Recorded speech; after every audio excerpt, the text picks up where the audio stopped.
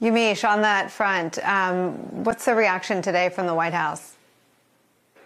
Well, President Biden says that he has seen this video and that it was troubling, and that he is waiting to see what the investigation yields. He said that he's praying for this family, hasn't reached out to the family yet. But the White House, on a bigger note, also says that they're pushing to get this George Floyd Justice and Policing Act through Congress. So they're saying that they're very, very focused on policing, very, very focused on trying to solve this issue. But I have to tell you, Nicole, in watching this video of Dwayne Wright, a 20-year-old, being shot by this police officer, it is the nightmare that America, and especially African Americans in this country, are living and experiencing over and over and over again. This shooting reminds me so much of the shooting of Oscar Grant that was on New Year's Day in 2009, where a police officer shot that young man in California on a train station. That police officer served about 11 months in prison. I interviewed the family of Oscar Grant and his children.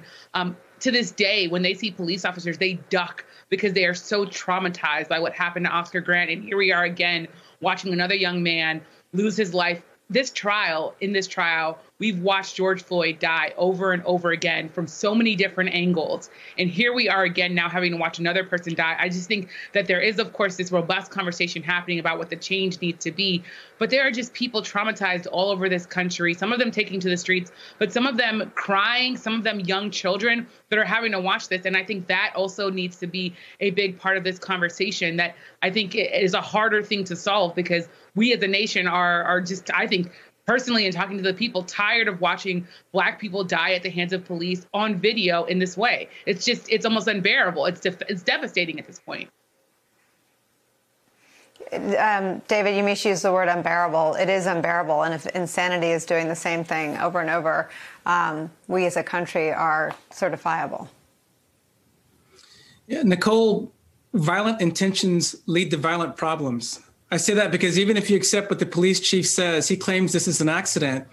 It occurs in the context of people trying to force individuals to submit.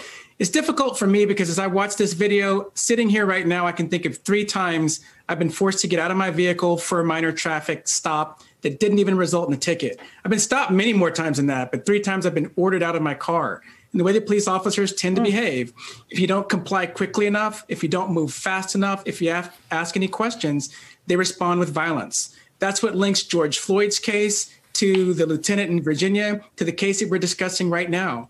And so these violent intentions, the police resort to violence too quickly. And when they use violence, they use far too much of it. I know we hear the argument all the time that they have to make split-second decisions, but it occurs so infrequently. At some level, we're going to have to re-examine why these things keep occurring and why we keep allowing it to happen, because it reminds me most of something one of the witnesses in George Floyd's case said, and that was Mr. McMillan yelled at him when he was cuffed. You can't win. And if people truly believe that, that's when society starts to combust, and it's up on leadership to make sure that they provide people with hope by ensuring that justice will be served.